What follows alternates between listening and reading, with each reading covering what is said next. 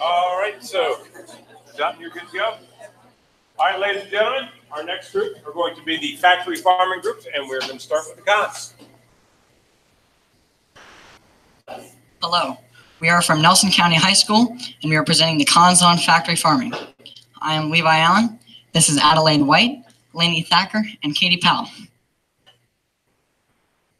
A new grocery store chain is determining whether or not to restrict the fruits, vegetables, and meats that they sell to locally grown organic products. The board of company wants a report with showing both perspectives before deciding.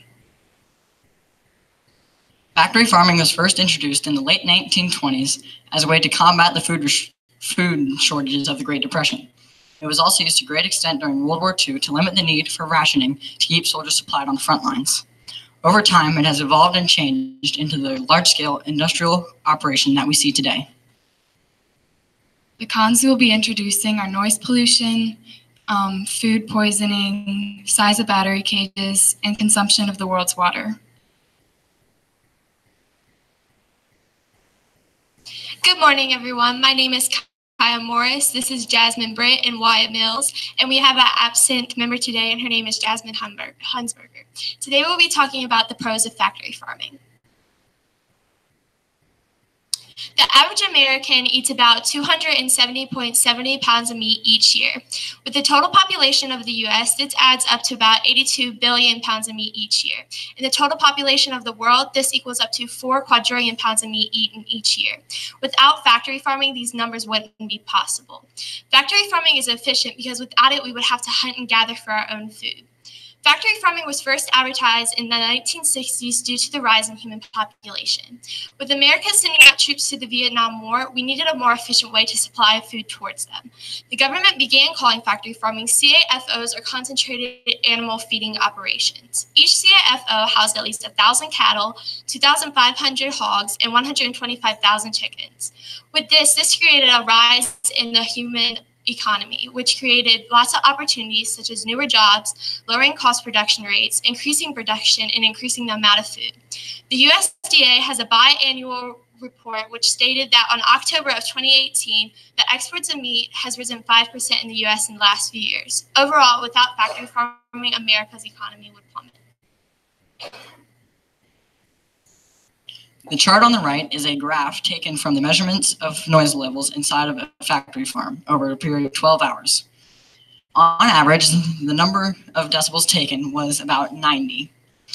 The chart on the left is a comparison to decibels to the sounds produced by everyday items.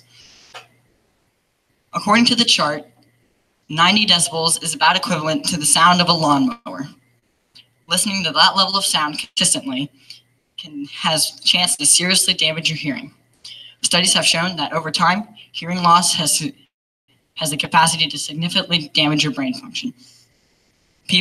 Most people do not move to rural areas to listen to factory farms, and factory farms must limit the noise that they generate. Factory farming has the benefit of helping the local economy. It keeps the prices down for consumers and offers many job opportunities. In addition, the efficiencies of the production improves, allowing livestock to reach the market faster and provide more of a food resource. For example, in 1950, the National Chicken Council reported that the average bird sent to the market weighed a little over 3 pounds and was 70 days old. However, in 2015, the average bird weighed over 6 pounds, yet was only 47 days old. Assuming that no antibiotics were used with livestock, this is allowing more people to be fed, as well as quicker processes. Is that factory farming is inexpensive. Specifically, animals are in a confined place, so farmers won't be spending as much money to maintain them, therefore bringing forth cheaper and faster processes, which then leads to cheaper and faster.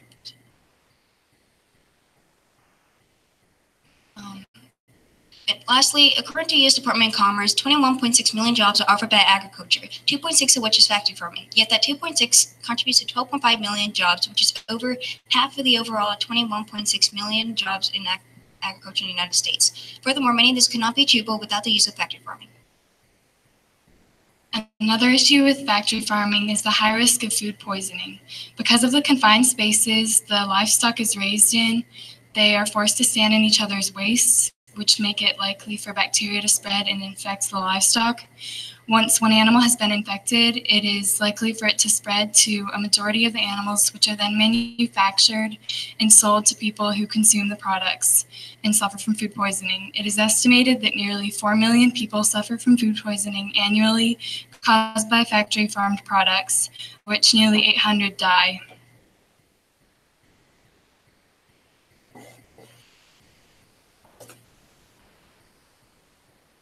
Since the 1920s, farmers have added vitamins into their animal feed so that animals require less sunlight and less roaming and grazing time, making more animals to be raised on one farm and would be able to be slaughtered at one time, improving production rates. Now, farms would be able to ship out meats faster to grocery stores because of this. Along with that, the efficiency has improved since the outbreaks of the Civil War. Technology has been on the rise. The path that you would then push to now where you thrive. And according to Michael Phil, a historian from Alabama University, the mechanization and fertilization has improved the age of ag revolution for the 20th century on. That's all I'm saying. Require less sunlight and less roaming and grazing time.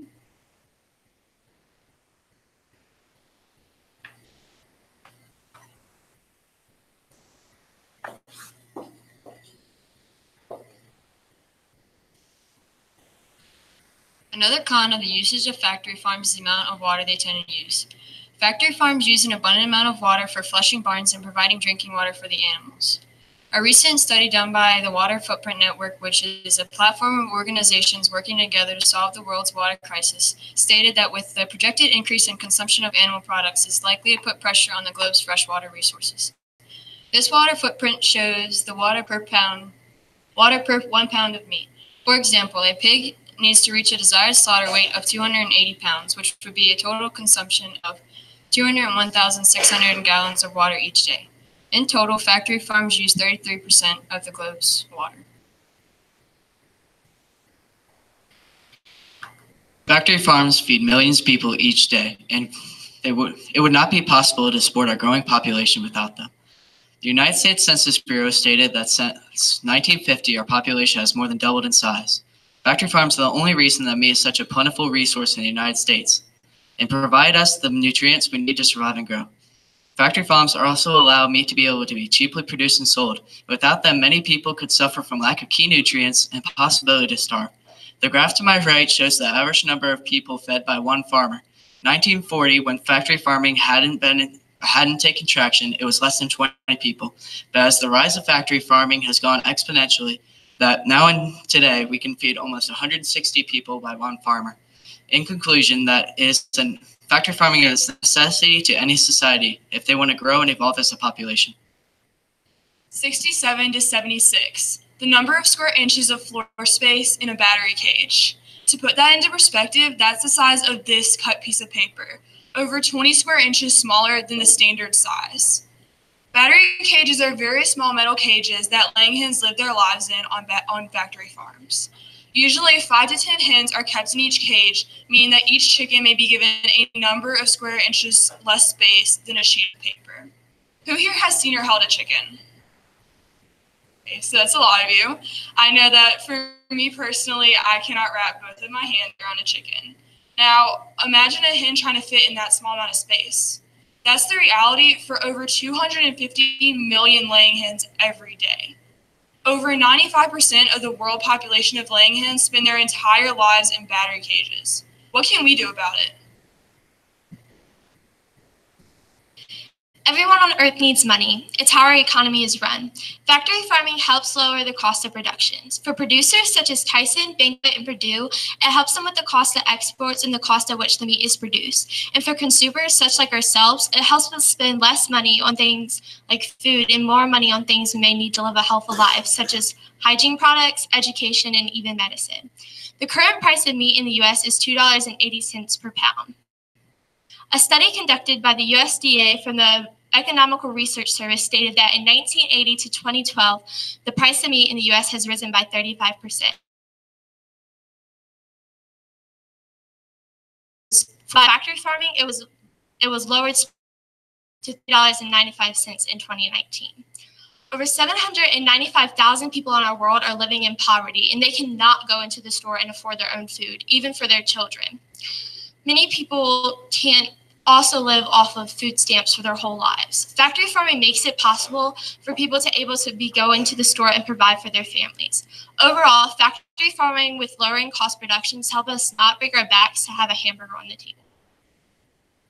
Going back to the issue at hand, a new grocery store chain is considering whether to sell locally grown or organic products. Considering the noise pollution that it creates, the foodborne illnesses that it causes, the consumption of the world's water, and the size that the grocery store chain use locally grown organic small farm foods to reduce the use of factory farms.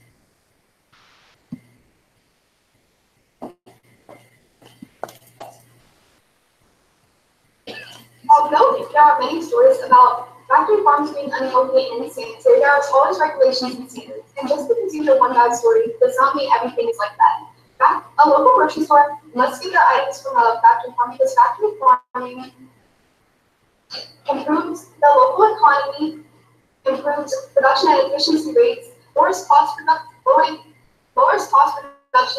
and provides a large amount of food for those who necessarily can't afford big things. As of right now, there are something like 6 billion people in this world. Unfortunately, 795 million people are in poverty today, and 12.9% of the American population is undernourished because they can't afford food. So how can you provide 7.6 million people with food without the use of factory farming when already with the use of it, there are 795 million people in poverty?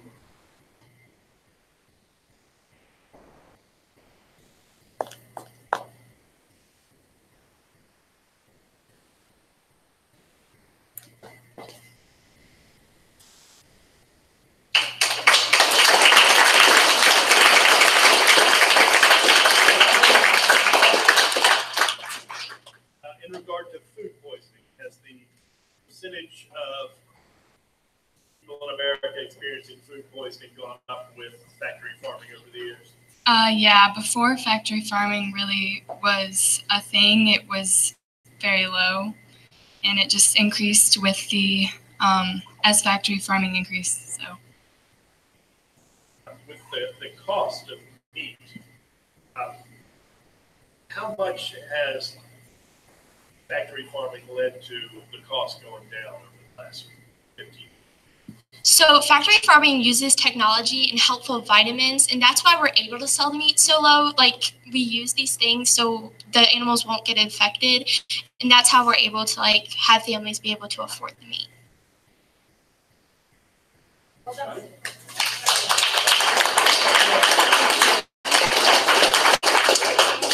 just have one quick question for the con-side regarding water use. You described how much water is needed to raise these animals on commercial farms. Did you find in your research that that number is any lower on family or local farms? The number was higher with the use of factory farms than it was with family farms. The animals take more water than just the crops grown on family farms.